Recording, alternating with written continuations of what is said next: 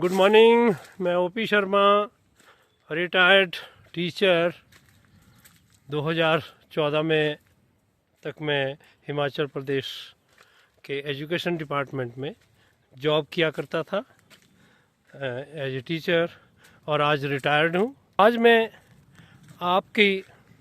आपसे रूबरू करवाऊँगा मेरे एक सीनियर साथी जो मेरी तरह रिटायर्ड इंजीनियर हैं इलेक्ट्रिसिटी डिपार्टमेंट से, और क्यारदा विलेज जो पोंटा वैली में आता है, वहाँ से बिलोंग करते हैं। सामने हैं हमारे सम्मानीय रिटायर्ड इंजीनियर इलेक्ट्रिसिटी डिपार्टमेंट से, और इनकी अपनी यहाँ गांव में अच्छी खासी खेती है, ज़मीन है, और इन्होंने हमारे एग्री 82 ग्रेनुअल और एक्वा जल, इस तरह के हमारे जो प्रोडक्ट एग्री के हैं वेस्टीज के, वो इन्होंने प्रयोग किए थे।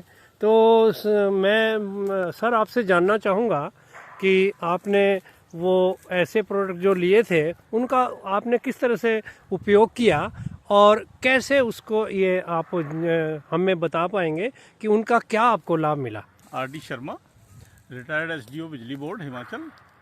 और मेरी कुछ फार्म लैंड है यहाँ, उसमें मैंने गेहूँ लगाया हुआ है और कुछ लगाया हुआ है सफ़ेदा, क्लोन सफ़ेदा। तो उसके बीच में एग्रो फॉरेस्ट्री जो मेरा रहा है शुरू से ही, इसमें पौधे भी हैं और इसमें खेती भी हो रही है, एग्रो फॉरेस्ट्री। तो कुछ दिन के बाद खेती कम हो जाएगी, अभी तो खेती भी हो रही है। और जो जैसे सफ़ेदा है और दूसरा पॉपुलर है, ये मैं बहुत 20-30 साल से उगाता रहा हूँ।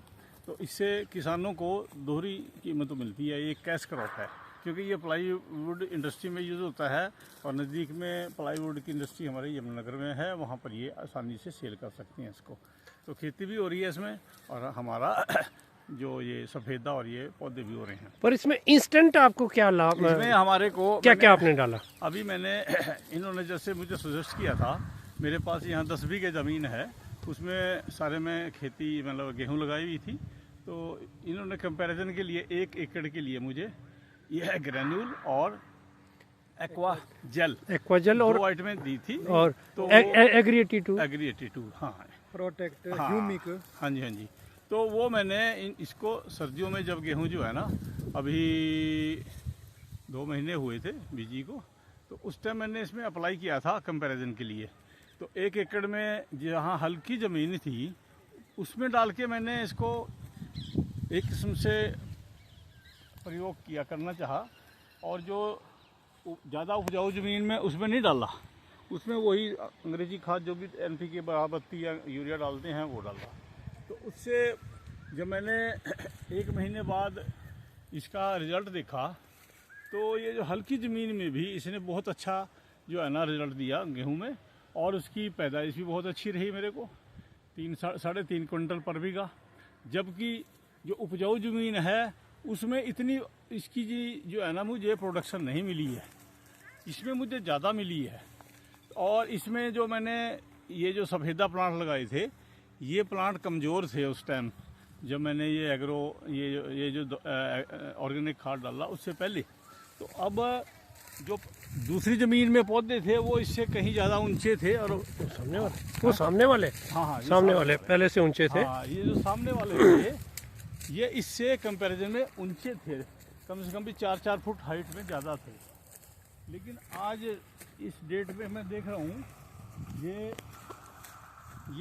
4 फुट की हाइट के लगभग ये जो कमज़ोर ज़मीन में पौधे ये इनके बराबर आ चुके हैं। सिर्फ मैंने देखा ये दोहरा लाभ हुआ है, फसल भी बढ़िया हुई है, और मेरे जो सफ़ेदा प्लांट्स हैं वो भी बड़े अच्छे जो है ग्रोथ ले रहे हैं।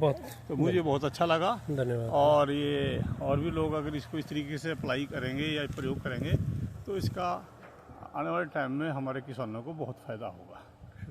धन्यवाद। ठीक है जी, बहुत बहुत धन्यवाद आपका सर।